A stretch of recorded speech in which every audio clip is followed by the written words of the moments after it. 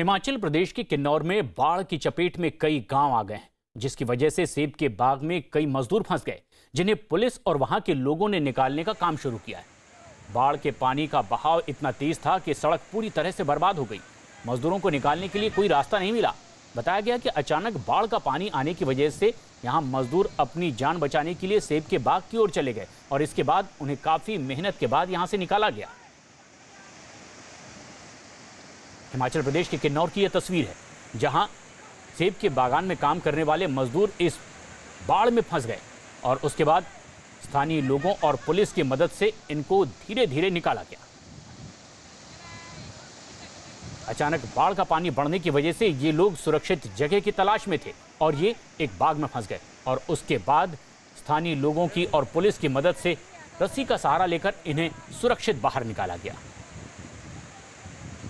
हिमाचल प्रदेश में कई जगह लगातार बारिश के बाद नदी नाले उफान पर और इसी तरह किन्नौर में भी लगातार बारिश के बाद एक नदी उफान पर थी और ऐसे में बाग में काम करने वाले मजदूर फंस गए। यह तस्वीर केरल की है।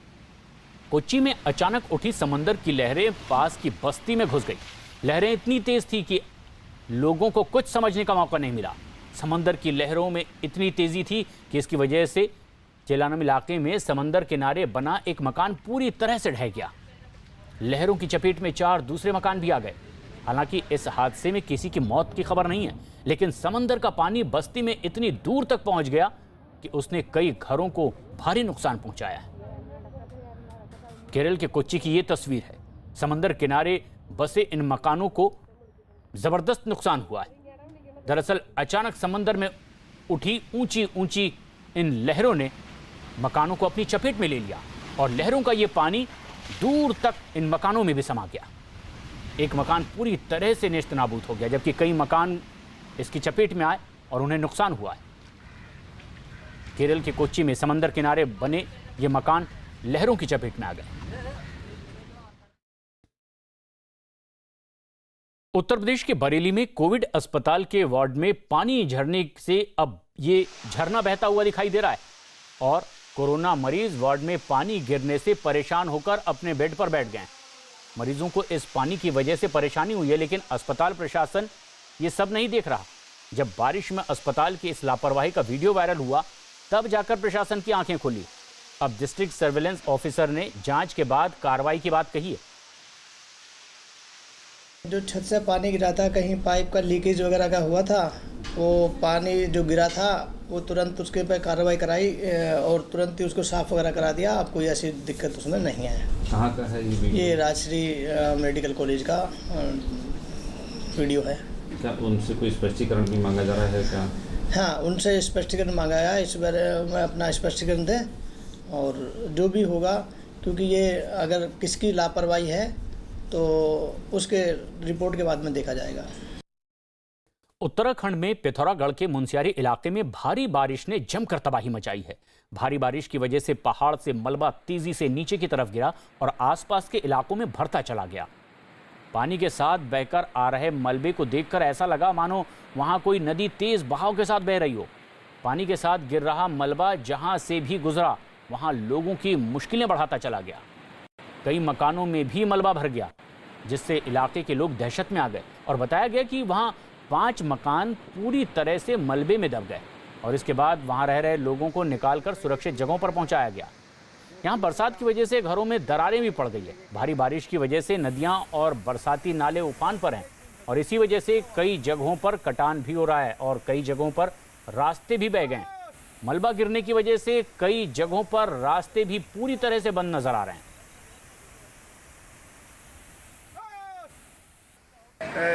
अपने मे फोर्स के साथ में रात से ही जो है हम लोग लगे हुए हैं और एक प्राइवेट जेसीबी भी हायर करी गई है। रात ही उसको काम दिया गया कि जो जहाँ जहाँ सड़कें ब्रेक हुई हैं मलबा आने से, उनको खुलवाया जा रहा है। जिसे सूचना मिल रही है हम लोग वहाँ जा रहे हैं तुरंत और कार्रवाई करी जा रही है। जैसे जैसे हमें सूचना प्राप्त हो रही है वैसे वैसे हम इसमें कार्य प्रगति ला रहे हैं और समस्या का समाधान कर रहे हैं।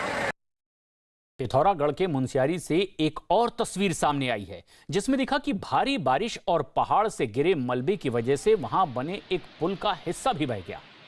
इससे लोगों की मुश्किलें और ज़्यादा बढ़ गई है, जबकि 5 मकान पूरी तरह से मलबे में दब गए।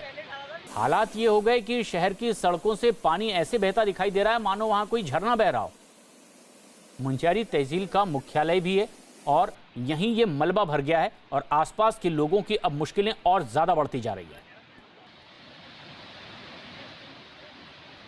लगातार बारिश के बाद कई नदी नाले उफान पर हैं, लेकिन पिथौरागढ़ में लोगों की मुश्किलें बढ़ रही हैं। उत्तराखंड के पिथौरागढ़ में भारी बरसात की वजह से आम जनजीवन पर भी इसका असर पड़ा है। कुमाऊं क्षेत्र में मदनकोट के नजदीक बारिश के तेज पानी की वजह से एक छोटे से पुल का हिस्सा भी इसमें बह गया। तेज बरसात की वजह से आसपास के इलाकों में लोगों का आना जाना भी अब बंद हो गया है, लेकिन अब रास्ता बंद होने की वजह से भी पिथौरागढ़ के इस इलाके में लोगों की मुश्किलें बढ़ती चली जा रही है। ये वो रास्ता था जो बारिश की भेंट चढ़ गया। लगातार बारिश के बाद नदी नाले उफान पर और पिथौरागढ़ के इस इलाके में बारिश के बाद एक छोटा पुल ही टूटकर इस पानी में बह गया। ऐसे में ये इकलौता रास्ता था इस इलाके के लोगों के लिए, लेकिन अब उनकी मुश्किलें बढ़ती जा रही हैं।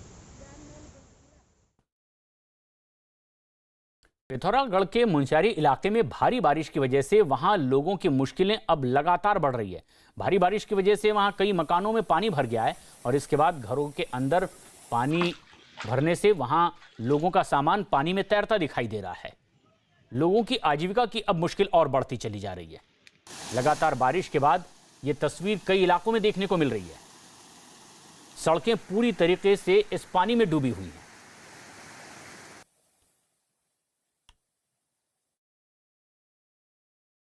लगातार हो रही बारिश की वजह से अरुणाचल प्रदेश के ईटानगर में भी बाढ़ जैसे हालात बन गए हैं। बारिश की वजह से यहां की सेंकी और डेक्रोंग नदियां उफान पर आ गई हैं। दोनों नदियों के किनारे बसे कई गांवों में पानी भर गया है। कई मकान पानी में भी बह गए हैं और तेज बहाव उन सड़कों पर देखा जा रहा है जहां गाड़ियां चलती थी। वहां अब इस पानी का तेज बहाव लोग देखने को मजबूर हैं। ईटानगर की गलियों में भी ये पानी घुस गया है। आसपास के मकान और दुकान उसमें बहते नजर आए। पानी के बहाव को देखकर ऐसा लग रहा है जैसे गलियों के बीच से नदी ने अपना रास्ता बना लिया हो।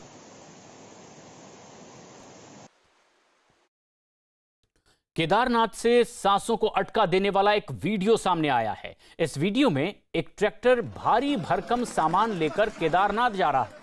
खास बात यह है कि यह ट्रैक्टर सामान को लेकर सीढ़ियों के रास्ते से जा रहा है। इस दौरान कुछ लोग इस भारी सामान को रस्सी से बांधकर पकड़े हुए हैं, जबकि कुछ लोग ट्रैक्टर के आगे के हिस्से पर बैठे हुए हैं ताकि ट्रैक्टर पर नियंत्रण बना रहे। इस दौरान गलती की कोई गुंजाइश नहीं है। जरा सी चूक से ट्रैक्टर खाई में गिर सकता है। लेकिन यह सड़क से नहीं बल्कि सीढ़ियों पर ट्रैक्टर को चढ़ाया जा रहा है।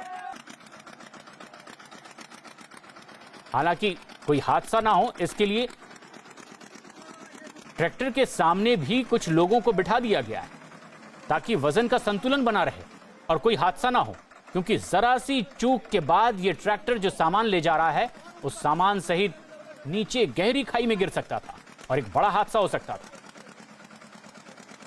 केदारनाथ की यह तस्वीर है जहां ट्रैक्टर पर सामान लाद कर ले जाया जा रहा है, लेकिन रास्ते से नहीं बल्कि सीढ़ियों पर यह ट्रैक्टर ऊपर चढ़ता हुआ दिखाई दे रहा है।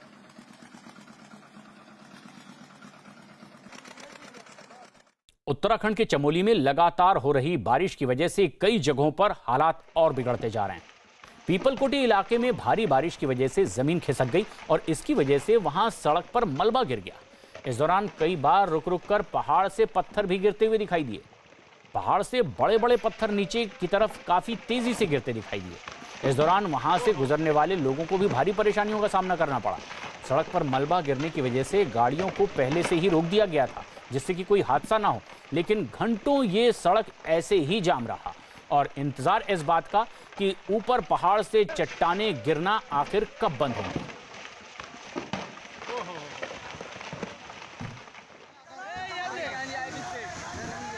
राजधानी दिल्ली की यह तस्वीर है। दिल्ली में भी डरा देने वाली तस्वीरें अब सामने आ रही है। आईटीओ इलाके की यह तस्वीर जहां अन्ना कॉलोनी के कुछ मकानों पर बारिश का कहर आया। अचानक आईटीओ के पास नाले में तेज बहाव शुरू हो गया और उसकी वजह से नाले के पास बसी हुई अन्ना कॉलोनी के घर एक एक करके नाले में गिरने लगे। नाले के पानी के तेज बहाव की चपेट में आए ये घर अचानक नाले में समाते चले गए। गनीमत ये रही कि इन मकानों में रहने वाले लोग समय रहते ही घरों को छोड़कर बाहर निकल गए थे, लेकिन ज्यादातर परिवारों के जो तमाम कीमती सामान हैं, टीवी, फ्रिज, जेवरात और कपड़े इसी नाले में बह गए।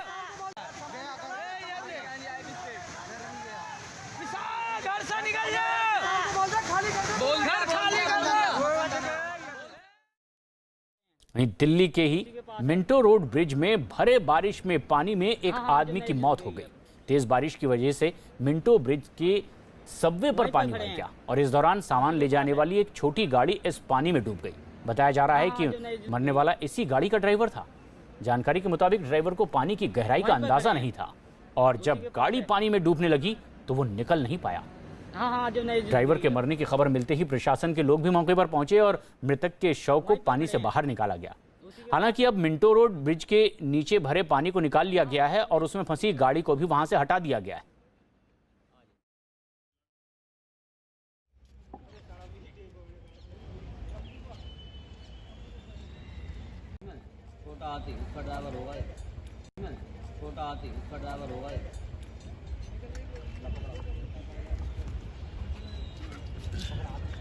सुबह नहीं किसी ने निकाला नहीं।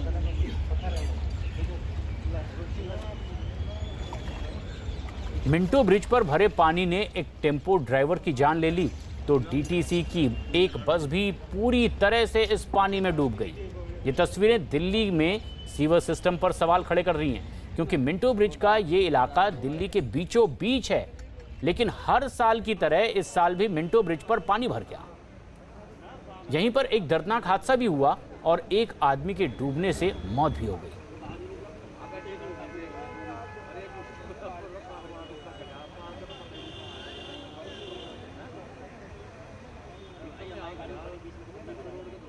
मैं बीजेपी के नेताओं को भी कहूँगा कि मिल के काम करने का वक्त है। ये आपस में एक दूसरे के ऊपर आरोप लगा के छोड़ देने का नहीं है। कहीं हो सकता है दिल्ली सरकार के किसी विभाग की कमी हो, कहीं हो सकता है नगर निगम की कमी हो। एक दूसरे डिपार्टमेंट की कमियां निकालने की जगह अगर दिल्ली सरकार और नगर निगम मिल के काम करेंगे तो ये ज़्यादा बेहतर होगा दिल्ली के लिए। मैं बीजेपी से रिक्वेस्ट करता हूँ कि अपने नगर निगम के तमाम अधिकारियों को, अपने मेयर्स को, सबको इस काम पे लगाएं और मिल के काम करें। अगर दिल्ली में कोई भी परेशानी आ रही है तो मिल के उसको सॉल्व करना पड़ेगा। आपस में एक दूसरे पे भी आरोप लगाने का समय नहीं है। पिछले 6 साल से दिल्ली सरकार सिर्फ ब्लेम एमसीडी पे या सेंट्रल गवर्नमेंट पे डालती है, भारत सरकार पर डालती है, और उन्होंने कुछ नहीं किया 6 साल में। 6 साल में सिर्फ मुख्यमंत्री जी ने एड शूट्स करें, प्रेस कॉन्फ्रेंसेस करी हैं, उसके अलावा कुछ नहीं किया। 6 साल से हर साल मानसून से पहले ये हालत होती है। आपने कोई योजना नहीं बनाई, आपने किसी तरीके की कोई कमेटी फॉर्म नहीं करी, आपने किसी तरीके की कोई रिस्पॉन्सिबिलिटी नहीं ली। आज तक 6 साल में आपने किस चीज़ की रिस्पॉन्सिबिलिटी ली है? जब भी ऑपोजिशन ने आप पे सवाल उठाया है, या आपने ब्लेम एमसीडी पे डाला है या आपने ब्लेम भारत सरकार पे डाला है, तो मतलब आपकी कोई जिम्मेदारी नहीं है किसी भी चीज़ में। असम के 30 जिले बाढ़ से बुरी तरह प्रभावित हुए हैं, जबकि करीब 79 से ज़्यादा लोगों की इसमें मौत भी हो चुकी है। वहीं बाढ़ और बारिश की वजह से असम के 30 जिलों के 55 लाख लोग प्रभावित हुए हैं। असम के मोरी गांव में कई ऐसे और आसपास के गांव हैं जो इससे प्रभावित हो रहे हैं। हालात ये हैं कि हर तरफ बाढ़ का पानी ही पानी नजर आ रहा है, जिसकी वजह से लोगों की परेशानियां अब दिन ब दिन बढ़ती जा रही है। कई जगहों पर रास्ते में पानी समा गया है और लोगों को आने जाने के लिए अब नावों का सहारा लेना पड़ रहा है। गाँव में पानी गर्दन तक पहुँच चुका है, जिसमें डूबकर लोग चलने को मजबूर भी दिखाई दे रहे हैं। ये वो रास्ते हैं जहां गाड़ियां चलती थी, लेकिन अब इस गांव में सब तरफ पानी ही पानी नजर आ रहा है और लोग अब अपने घरों में भी नाव के जरिए ही पहुंचने को मजबूर हैं। जहां तक नजर जाती है सिर्फ पानी ही पानी नजर आता है। मकानों में यहां कोई नदी बहती हुई दिखाई देती है, हर तरफ पानी ही पानी। गांव एक टापू में तब्दील हो गया है। कई जगहों पर मकान पूरी तरह से बाढ़ के पानी में डूबे नजर आ रहे हैं। वहीं असम के कामरूप में बाढ़ की वजह से हालात बेहद खराब दिखाई दे रहे हैं। गांव के गांव टापू में तब्दील हो गए हैं। लोगों के सामने अब खाने पीने की चीजों की भी दिक्कत खड़ी हो गई है। जहां तक नजर जा रही है इन गांवों में पानी ही पानी नजर आ रहा है। इनकी फसलें, मकान, सब कुछ इस पानी में डूबा नजर आ रहा है। ऐसा लगने लगा मानो इस गांव के बीचों बीच से नदी बह रही है। तेज बहाव में सब कुछ इनका बहता भी दिखाई दिया है। लोगों को कहीं भी आने जाने के लिए अब नावों का सहारा लेना पड़ रहा है। बाढ़ से प्रभावित आबादी को निकालकर राहत शिविरों तक पहुंचा दिया गया है। असम में बाढ़ से 30 जिलों के 55 लाख लोग प्रभावित हुए हैं और अब तक 79 लोगों की इसी बाढ़ के पानी में मौत भी हो चुकी है। पिछले कुछ समय से हो रही बरसात ने असम के बगाई गांव में बाढ़ ने कोहराम मचा दिया है। तेज बरसात और चारों तरफ पानी ही पानी होने की वजह से जनजीवन इन आसपास के इलाकों में बुरी तरह से प्रभावित हुआ है। गांव में सड़कों और खेतों में पानी भर गया है। नाव से लोग अब अपने घरों को पहुंच रहे हैं। लगातार बारिश और बाढ़ की वजह से हजारों लोगों को हालांकि सुरक्षित जगहों पर भी पहुंचा दिया गया है। बाढ़ की वजह से दर्जनों गांव, सैकड़ों हेक्टेयर खेत पानी में डूब गया है। दूर दूर तक पानी ही पानी नजर आ रहा है। इन घरों में फंसे लोगों को अब बोट के जरिए सुरक्षित जगहों पर पहुंचाया जा रहा है। असम के कई जिले इसी तरह से बाढ़ से प्रभावित हैं। खासतौर पर 30 जिलों में बाढ़ ने तबाही मचा रखी है। कई मकान पूरी तरह से डूब चुके हैं। और असम का धुबरी जिला भी उन्हीं में से एक है। ब्रह्मपुत्र नदी का पानी इन गांवों में पहुंच चुका है। ऊपरी असम में आई बाढ़ का असर अब लगभग 800 किलोमीटर दूर निचले असम के धुबरी जिले तक पहुंच चुका है। धुबरी जिले के कई गांव बाढ़ के पानी में पूरी तरह से डूब चुके हैं। बाढ़ का कहर ऐसा है कि ये गांव किसी नदी में या फिर टापू में तब्दील नजर आ रहा है। पानी से घिरे गांवों तक पहुंचने के लिए अब नाव के अलावा कोई दूसरा रास्ता भी नहीं रह गया है। असम के नगांव में भी कमोबेश ऐसे ही हालात देखे जा रहे हैं। नगांव जिला पूरी तरह से बाढ़ की चपेट में है। हर तरफ पानी ही पानी नजर आ रहा है। लोग या तो अपने घरों में ही फंस गए हैं या फिर बल्लियों और पटरों के सहारे जान बचाने के लिए घर के बाहर निकलने को मजबूर हैं। नगांव जिले में बाढ़ में फंसे इन लोगों का सबसे बड़ा दर्द यह है कि ना उनके पास खाने का कुछ सामान बचा है और ना ही बाहर जाने के लिए कोई साधन है और ना ही इन लोगों के पास अब तक प्रशासन की तरफ से कोई उचित मदद भी पहुंच पाई है, जिसका ये बेसब्री से इंतजार कर रहे हैं। उधर पश्चिम बंगाल के उत्तर दिनाजपुर में भी एक नाबालिग संदिग्ध हालत में मौत के बाद लोगों का जमकर हंगामा देखने को मिला है। गांव वालों का आरोप है कि कुछ लोग लड़की को उसके घर से उठाकर ले गए और उसके साथ रेप किया। बाद में लड़की का शव जंगल में मिला। इसके बाद गांव वालों ने नेशनल हाईवे नंबर 31 को जैम कर दिया। मौके पर पहुंची पुलिस ने लोगों को हटाने के लिए बल प्रयोग किया तो गांव वालों ने पथराव शुरू कर दिया। साथ ही कई गाड़ियों को आग के हवाले भी कर दिया गया। लोगों को काबू में करने के लिए पुलिस ने आंसू गैस के गोले भी छोड़े। पश्चिम बंगाल के उत्तर दिनाजपुर की ये घटना है। लड़की की मौत के बाद भड़के गांव वाले। नेशनल हाईवे पूरी तरह से जाम कर दिया गया। पुलिस की गाड़ियां आग के हवाले कर दी गई। पुलिस को आंसू गैस का इस्तेमाल करना पड़ा। बड़ी तादाद में सुरक्षा बल भी तैनात कर दिया गया।